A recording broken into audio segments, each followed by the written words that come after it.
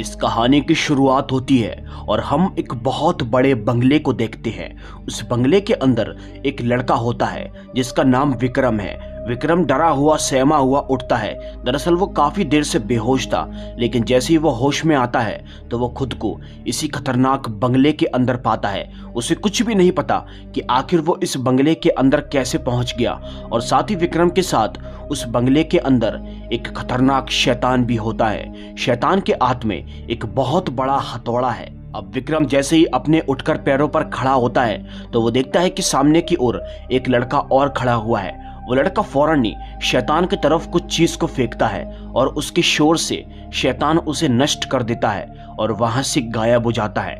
अब इसी के साथ हम देखते हैं विक्रम उस लड़के से मिलता है। वो लड़का भी दरअसल यहाँ पर भटक रहा था और ये इन दोनों को कुछ नहीं पता कि आखिर ये लोग इस बंगले के अंदर कैसे पहुंच गए। विक्रम उस लड़के से बोलता है कि मैं तो किसी रिसोर्ट के अंदर था, लेकिन मैं यहाँ पर कैसे आ गया इसके बारे में मुझे कुछ नहीं पता। वो लड़का उससे बोलता है कि हमारे साथ यहाँ पर कोई मौत का खेल खेल रहा है। इस पूरी हवेली के अंदर एक शैतान भटक रहा है जिसे दिखाई नहीं देता लेकिन सुनाई देता है, और वो शैतान सभी लोगों को मारता है। इसीलिए फिलहाल हमको यहाँ से बाहर निकलने के बारे में सोचना होगा। आगे हम कुछ और बातें करेंगे। अब इन दोनों को वहां पर एक लिफ्ट दिखाई देती है और ये दोनों के दोनों उस लिफ्ट की तरफ भागना शुरू कर देते हैं, लेकिन भागते हुए वो लड़का जिसका पांव फिसल जाता है और वो वहीं पर गिर जाता है। उसके गिरने के शोर से उसके पास वो खतरनाक शैतान प्रकट हो जाता है। अब वो लड़का ये बात अच्छे से जानता है कि ये शैतान देख नहीं सकता, इसलिए वो काफी चुपचाप से वहां पर लेटा होता है। बट कुछ ही देर के बाद शैतान उसकी थोड़ी सी भी आवाज को सुन लेता है और तभी वो उसकी छाती के ऊपर अपना पांव रखता है और अपने हथौड़े से उसकी बड़ी ही बेरहमी से हत्या कर देता है। उसकी दर्दनाक मौत को देखकर विक्रम जोर से चिल्लाता है। शैतान उसकी आवाज को सुन लेता है, लेकिन इससे पहले कि वो उसका कुछ कर पाता तभी विक्रम लिफ्ट से वहां से निकल जाता है। अब दोस्तों इसी के साथ हम देखते हैं विक्रम उस लिफ्ट के जरिए हवेली के नीचे पहुंच जाता है, यानी कि अभी भी वो इस हवेली से बाहर नहीं निकला है। विक्रम देखता है कि वो इस हवेली के अंदर पूरी तरह से अकेला है कि तभी उसे सामने की ओर बाहर निकलने का रास्ता दिखाई देता है। विक्रम भागता भागता उस रास्ते के करीब बढ़ना शुरू कर देता है, बट इससे पहले कि वो वहां से निकल पाता तभी वो एक दीवार से टकराता है। जी हाँ, यानी कि यहाँ पर सब कुछ छलावा हो रहा था। बेचारे विक्रम को कुछ भी समझ में नहीं आता कि आखिर उसके साथ ये सब क्या हो रहा है, और सबसे बड़ी बात वो यहाँ पर कैसे पहुंच गया। वेल गाइस, इसी के साथ हम दूसरी तरफ इसी बंगले के अंदर दो लड़कियों को देखते हैं जो कि यहीं पर ही फंसी हुई हैं। जी हाँ, ये दोनों की दोनों लड़कियां भी यहीं पर ही फंसी हुई हैं और ये यहाँ से बाहर निकलने का रास्ता ढूंढ रही हैं। लेकिन उन्हीं में से एक लड़की जिसका नाम माही है वो वहां पर शोर कर देती है, और वो जैसे ही शोर करती है तो वो शैतान इसी हवेली के अंदर जो भटक रहा था वो उसके शोर को सुन लेता है और वो वहां पर प्रकट हो जाता है। ये देखकर माही बहुत ही डर जाती है और वो कोशिश करती है कि वो बिल्कुल भी शोर ना करे, बट वो शैतान बहुत ही खतरनाक होता है। वो उसकी सांस लेने की भी आवाज को सुन सकता है और इसी के साथ वो खतरनाक शैतान अपने हथौड़े से उसकी मौत कर देता है। उसकी मौत को देखकर वो दूसरी लड़की जिसका नाम सोनाली है वो थोड़ा सा चिल्लाती है और शैतान उसकी आवाज को भी सुन लेता है, इसीलिए वो उसके करीब चला जाता है। लेकिन इससे पहले कि वो उसका कुछ कर पाता सोनाली एकदम चुपचाप खड़े रहती है और वो शैतान कुछ ही देर में वहां से निकल जाता है। अब दोस्तों इसी के साथ सोनाली वहां से निकलने की कोशिश करती है। वो किसी तरह इस बंगले से बाहर निकलना चाहती है कि तभी वहां से निकलते हुए उसकी मुलाकात विक्रम से हो जाती है। जी हाँ, विक्रम और सोनाली एक दूसरे से मिलते हैं और ये दोनों के दोनों बहुत ही डरे हुए थे। विक्रम को भी समझ में आ जाता है कि सोनाली भी यहाँ पर फंसी हुई है। विक्रम सोनाली से पूछता है कि आखिर तुम यहाँ पर कैसे आई, लेकिन सोनाली को इसके बारे में भी कुछ पता नहीं होता। वो बोलती है कि मैं बेहोश थी और जैसे ही मुझे होश आया तो मैं इस बंगले के अंदर थी। विक्रम ये बात सुनकर बहुत ही शौक होता है क्योंकि बिल्कुल ऐसा ही उसके साथ में भी हुआ था। विक्रम सोनाली से बोलता है कि इस बंगले के अंदर एक शैतान भटक रहा है जो सुन सकता है लेकिन देख नहीं सकता। सोनाली उससे बोलती है कि मैं उस शैतान को अच्छे से जानती हूँ, अभी अभी उसने मेरे दोस्त का मर्डर किया है और अब वो हमको भी ढूंढ रहा है। ये दोनों के दोनों बहुत ही डरे हुए होते हैं, इसीलिए ये दोनों फैसला करते हैं कि ये इस बंगले से बाहर निकलेंगे। ये दोनों जैसे ही वहां से निकलने की कोशिश करते हैं तो इन दोनों को दो लोग और उस बंगले के अंदर मिलते हैं। जी हाँ, उस बंगले के दरवाजे अपने आप ही खुल जाते हैं, जिसमें से एक दरवाजे के अंदर से एक लड़की बाहर निकलती है जिसका नाम राधा है, और एक दरवाजे के अंदर से एक लड़का बाहर निकलता है जिसका नाम जतिन है। सोनाली और विक्रम उन दोनों को देखकर समझ जाते हैं कि ये दोनों भी इन्हीं की तरह इस बंगले के अंदर फंसे हुए हैं। अब इसी के साथ हम देखते हैं इन चारों के अलावा वहां पर एक दरवाजा और खुलता है, और ये चारों के चारों जैसे ही उस दरवाजे के अंदर जाते हैं तो ये देखते हैं कि वहां पर एक लड़का और है जिसका नाम अजय है। ये लोग जब अजय से मिलते हैं तो उसकी हालात को देखकर समझ जाते हैं कि वो भी यहाँ पर फंसा हुआ है। जी हाँ दोस्तों, ये सारे के सारे इस बंगले के अंदर फंसे हुए हैं, और हैरानी की बात तो ये है कि इन लोगों को भी नहीं मालूम कि आखिर ये लोग इस बंगले के अंदर कैसे पहुंच गए। विक्रम सभी लोगों से बोलता है कि मैं लास्ट टाइम एक रिसोर्ट के अंदर था और वहां पर से मुझे कुछ भी याद नहीं आ रहा कि मैं वहां पर से कहां चला गया था। और दोस्तों, जब विक्रम ऐसी बातें बोलता है तो सभी के सभी लोग यही बात बोलते हैं कि हम सभी भी उसी रिसोर्ट के अंदर थे जिस रिसोर्ट के बारे में विक्रम बात कर रहा है। जी हाँ, यानी कि ये बात तो क्लियर हो चुकी है कि ये सारे के सारे एक ही रिसोर्ट से गायब हुए हैं। अब साथ ही विक्रम एक बात और बोलता है कि मुझे उस रिसोर्ट में जाने के लिए एक मेल आया था, और वो भी मुझे फ्री फोकट में इस रिसोर्ट में रुकने का मौका मिला था। जब विक्रम ऐसी बातें बोलता है तो सभी के सभी लोग शॉक हो जाते हैं, क्योंकि उन सभी लोगों को रिसोर्ट के बारे में एक मेल आया था और उसके अंदर यही कहा गया था कि आपको रिसोर्ट के अंदर फ्री चांस मिलने वाला है।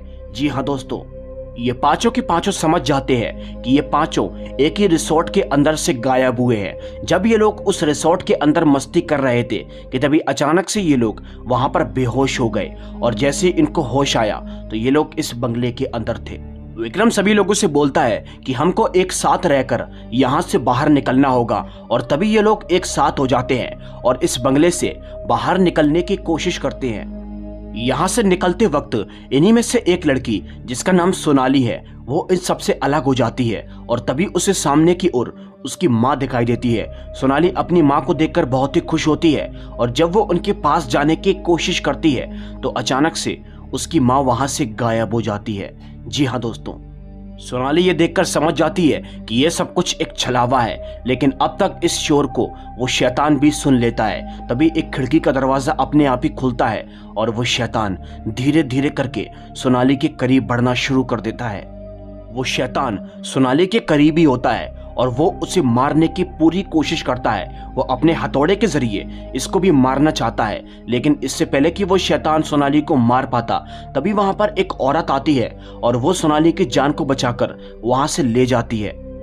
अब वो औरत सोनाली से बोलती है कि मैं और मेरे पति इसी हवेली, इसी बंगले के अंदर रहते हैं, लेकिन आज तक हम यहाँ पर कभी भी नहीं आते क्योंकि इस बंगले को काली शक्तियों ने अपना घर बना लिया है। लेकिन बेटा मुझे एक बात बताओ, आखिर तुम इस मनहूस बंगले के अंदर क्या कर रही हो? इस पर सोनाली उस बूढ़ी औरत से बोलती है कि मुझे कुछ भी नहीं पता और मैं अकेली यहाँ पर नहीं हूँ, मेरे साथ मेरे कुछ दोस्त भी यहाँ पर हैं और हम सभी में से किसी को कुछ नहीं पता कि आखिर हम लोग यहाँ पर कैसे पहुंच गए। वो बूढ़ी औरत सोनाली से बोलती है कि मैं तुम्हें यहाँ से बाहर निकालूंगी। मेरे पति बताते हैं यहाँ से बाहर निकलने का वही दरवाजा है जिस दरवाजे के ऊपर एक सींग वाला दानव बना हुआ है। अब दोस्तों ये दोनों के दोनों आपस में बात ही कर रहे थे कि तभी उन्हें उस शैतान के घुर्राने की आवाज सुनाई देती है। इसी के साथ वह बूढ़ी औरत सोनाली से बोलती है कि तुम यहाँ से बाहर जाओ, मैं फौरन ही तुम्हारे पीछे आती हूँ। उस शैतान से बचकर हम दोनों एक साथ नहीं जा सकते वरना वो हमारी आवाज को सुन लेगा। इसलिए सबसे पहले वहां से सोनाली बाहर निकलती है, लेकिन जैसे ही वो वहां से बाहर निकलती है तो उसे उस बूढ़ी औरत के चिल्लाने की आवाज सुनाई देती है और इसी के साथ सोनाली देखती है कि उस बूढ़ी औरत को उस शैतान, उस हैवान ने मार दिया है।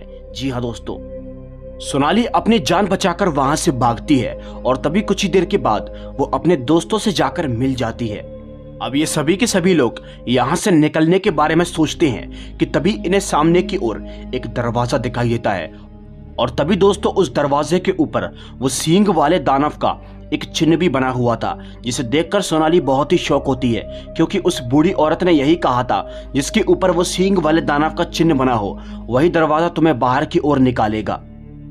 सोनाली ये बात अपने दोस्तों को बताती है और वो बोलती है कि हमें इसी दरवाजे से बाहर निकलना होगा। लेकिन उसके दोस्त यानी कि सारे के सारे लोग यहाँ से निकलने के बारे में सोचते भी नहीं है, क्योंकि उन लोगों को लगता है कि शायद कोई खतरा इनके आसपास भटक रहा है। ये लोग उस दरवाजे के अंदर जाने से बहुत ही डर रहे थे, लेकिन तभी विक्रम सभी लोगों से बोलता है कि मैं इस दरवाजे के अंदर जाता हूँ, अगर कुछ खतरा होगा तो मैं तुम्हें बता दूंगा। इसी के साथ हम देखते हैं विक्रम फौरन ही उस दरवाजे के अंदर चला जाता है, और जब वो उस दरवाजे के अंदर जाता है तो अचानक से दरवाजा अपने आप ही बंद हो जाता है। जी हाँ दोस्तों, अब इसके बाद विक्रम के साथ क्या हुआ इन चारों पांचों में से किसी को भी कुछ नहीं पता। काफी देर बीत जाती है, विक्रम का कोई भी रिस्पॉन्स नहीं आता, इसीलिए इन लोगों को लगता है कि शायद विक्रम को बाहर निकलने का रास्ता मिल गया। इसलिए एक एक करके ये लोग उस दरवाजे से अंदर की ओर चले जाते हैं, लेकिन अभी भी एक लड़का बाहर की ओर बचता है जिसका नाम जतिन है। और जब वो इस दरवाजे से अंदर की ओर जाता है तो दरवाजा बंद हो जाता है। लेकिन दोस्तों, जतिन एक बहुत बड़ी गलती कर देता है, वो शोर कर देता है, और जैसे ही वो शोर करता है तो वो शैतान उसके शोर को सुन लेता है।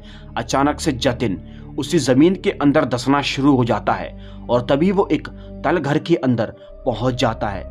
उस तल घर के अंदर जतिन के साथ वो शैतान भी होता है जिसके पास वो बड़ा सा हथौड़ा है, और तभी वो शैतान पलक झपकते ही जतिन को मार देता है। अब इसी के साथ दूसरी तरफ हम बाकी के 4 लोगों को देखते हैं जो कि चलते चलते एक कमरे के अंदर पहुंच जाते हैं। और ये लोग जैसे ही वहां पर जाते हैं तो ये चारों के चारों अपने बचपन की फोटोज को लगा हुआ देखते हैं। जी हाँ दोस्तों, ये सब देखकर ये लोग समझ जाते हैं कि जो कोई भी इस हवेली के अंदर इस मौत के खेल को खिलवा रहा है वो इन पर काफी टाइम पहले से नजर रखे हुए है। अब इसी बीच इन्हें अपने पीछे से कुछ आवाजें आती है, और जब ये लोग जैसे ही पीछे मुड़कर देखते हैं तो ये पाते हैं कि एक आदमी और एक बूढ़ी औरत यहाँ पर आती है। और ये बूढ़ी औरत वही है जो सोनाली को शुरुआत में मिली थी। इस बूढ़ी औरत और इस बूढ़े आदमी को देखकर ये लोग समझ जाते हैं कि यही वो लोग हैं जो इस मौत के खेल को खिलवा रहे हैं। लेकिन ये लोग उन लोगों से बिल्कुल भी बात नहीं करते और अपनी जान बचाकर वहां से भागना शुरू कर देते हैं। अब दोस्तों, इसी के साथ भागते हुए एक बार फिर से उन्हीं में से एक लड़की जिसका नाम राधा है वो उनसे अपने दोस्तों से अलग हो जाती है। जी हाँ, और इसी के साथ राधा शोर शराबा करना शुरू कर देती है। जैसे ही राधा शोर शराबा करती है तो उसके पास वो खतरनाक शैतान आता है और वो उसे भी मार देता है। अब इसी के साथ दूसरी तरफ हम सोनाली और विक्रम को देखते हैं जो कि दोनों एक साथ होते हैं। दरअसल वो तीसरा लड़का जिसका नाम अजय है वो इनसे अलग हो चुका है। और जब सोनाली और विक्रम एक कमरे के अंदर होते हैं तो विक्रम को सामने की ओर उसके बाबा दिखाई देते हैं। विक्रम को लगता है कि शायद उसके बाबा उसके पास खड़े हुए हैं, लेकिन सोनाली उसे समझाती है कि ऐसा कुछ भी नहीं है, ये बस तुम्हारी फीलिंग्स के साथ खेला जा रहा है। दरअसल इस बंगले के अंदर जो भी दिखता है वो असल में होता नहीं है, ये सब कुछ एक छलावा है। अब तभी वो आदमी जो विक्रम का बाप बना हुआ घूम रहा है, तभी वो विक्रम के ऊपर हमला करने की कोशिश करता है, लेकिन सोनाली के पास भी कुछ शक्तियां होती हैं और वो भी उसको रोक देती है और उसे वहां से भगा देती है। जी हाँ दोस्तों, सोनाली के पास कुछ अलौकिक शक्तियां हैं जिसके बारे में वो खुद भी नहीं जानती। विक्रम भी ये देखकर शॉक हो जाता है कि आखिर सोनाली ने ये सब कैसे किया। वेल गाइस, इसी के साथ ये दोनों के दोनों उस बंगले से निकलने की कोशिश करते हैं और तभी ये दोनों एक कमरे के अंदर पहुंच जाते हैं। उस कमरे में पहुंचने के बाद ये उस कमरे की तलाशी लेना शुरू कर देते हैं और तभी तलाशी लेते हुए सोनाली को बेड के नीचे एक बॉक्स रखा हुआ दिखाई देता है। सोनाली फौरन ही उस बॉक्स को उठाती है और वो जैसे ही उस बॉक्स को खोलती है तो वो देखती है कि उसके अंदर कुछ सामान रखा हुआ है, जिस सामान के अंदर सोनाली की माँ की दी हुई एक वॉच भी रखी होती है। जी हाँ दोस्तों, और साथ ही साथ विक्रम देखता है कि उस बॉक्स के अंदर एक पेन रखी हुई है जो कि उसकी नहीं बल्कि उसके पापा की है। इन सामानों को देखकर ये दोनों के दोनों बहुत ही शौक हो जाते हैं और अब ये दोनों समझ जाते हैं कि इन सब का इसमें से कोई ना कोई सामान जरूर है। विक्रम की वो पेन होती है और सोनाली की वो वॉच, लेकिन इसके अलावा भी उस बॉक्स के अंदर 4 और सामान भी रखे होते हैं, जिसे देखकर ये दोनों के दोनों बहुत ही शॉक हो जाते हैं, क्योंकि ये सब के सब मिलाकर 7 लोग हैं। तो फिर आखिर इस बॉक्स के अंदर 6 सामान कैसे रखे हुए हैं? ये देखकर सोनाली समझ जाती है कि इस घर के अंदर, इस बंगले के अंदर जो भी मौत का खेल खेल रहा है वो इन्हीं में से कोई है। वेल गाइस, इसी के साथ दूसरी तरफ हम अजय को देखते हैं, जो कि डरा हुआ सहमा हुआ इस कमरे के अंदर पहुंचता है। वो देखता है कि इस बॉक्स को किसी ने खोलने की कोशिश की है। अब इसी के साथ यहाँ पर सोनाली भी आ जाती है। अजय उसके सामने एक्टिंग करता है कि जैसे कि उसको कुछ पता ही नहीं है, लेकिन सोनाली उसे पकड़ लेती है। जी हाँ, यानी कि ये मौत का खेल खेलने वाला कोई और नहीं बल्कि अजय ही है, क्योंकि सोनाली को उस घर के उस बंगले के अंदर एक फोटो भी मिली हुई थी, जिसके अंदर अजय अपने माता पिता के साथ था, और वो माता पिता उसके कोई और नहीं बल्कि वही बूढ़ी औरत और वही बूढ़े आदमी हैं। अब दोस्तों, इसी के साथ सोनाली और विक्रम अजय को वहां पर बांध देते हैं और उससे पूछते हैं कि आखिर तुमने ऐसा क्यों किया, हमें सारी सच्चाई के बारे में बताओ। तभी अजय इन लोगों को बताता है कि मेरे माता पिता काफी साल पहले काले जादू की विद्या में बहुत ही माहिर थे, लेकिन उन लोगों को अमर होना था, इसलिए उन्होंने एक बार एक तांत्रिक से मुलाकात की। तांत्रिक ने हमारे माता पिता से कहा कि तुमको एक शैतान की पूजा करनी होगी और उस शैतान को यहाँ पर इस दुनिया के अंदर बुलाना होगा, लेकिन ये सब करने के लिए तुम्हें 6 लोगों की बलि चढ़ानी होगी। जी हाँ दोस्तों, और वो 6 लोग कोई और नहीं बल्कि इन्हीं 6 के माता पिता होते हैं। अब इसी के साथ यहाँ पर मैं आपको एक बात और बता दूं, जो चारों के चारों लोग उस शैतान के हाथों मारे गए और विक्रम और सोनाली को मिलाकर ये 6 हो गए, यानी कि इन सारे के सारों के माता पिता आज से ठीक 15 साल पहले गायब हो गए थे, और उनको गायब करवाने वाले कोई और नहीं बल्कि अजय के माता और पिता होते हैं। उन लोगों ने अपनी अमरता को बढ़ाने के लिए इनकी माता और पिताओं की बलि चढ़ा दी है। लेकिन अभी भी विक्रम को एक बात समझ में नहीं आती कि जब उन लोगों ने उनकी माता और पिताओं को मार दिया तो फिर अभी हम लोगों को यहाँ पर काय के लिए ये लोग लेकर आए थे। तभी इसका बात का जवाब देते हुए अजय उन दोनों से बोलता है, क्योंकि उस तांत्रिक ने कहा था कि आज से ठीक 15 साल के बाद जिन 6 माता पिता की तुमने बलि चढ़ाई है, इन्हीं की कोई एक संतान उस शैतान का वध करने की हिम्मत रखेगी। इसीलिए ठीक 15 साल के बाद तुम्हें उस व्यक्ति को रोकना होगा जो शैतान का वध कर सकता है, क्योंकि अगर गलती से भी शैतान का वध हो गया तो समझ लेना कि तुम्हारी अमरता का वरदान भी छीन जाएगा। मतलब कि अजय के माता और पिता पूरी तरह से अमर हैं। दरअसल वो बहुत ही बूढ़े हो चुके हैं, लेकिन अभी भी वो नहीं मरे हैं, क्योंकि उनके पास अमरता का वरदान है। अगर गलती से भी शैतान का वध हो गया तो उनसे वो अमरता का वरदान छीन जाएगा।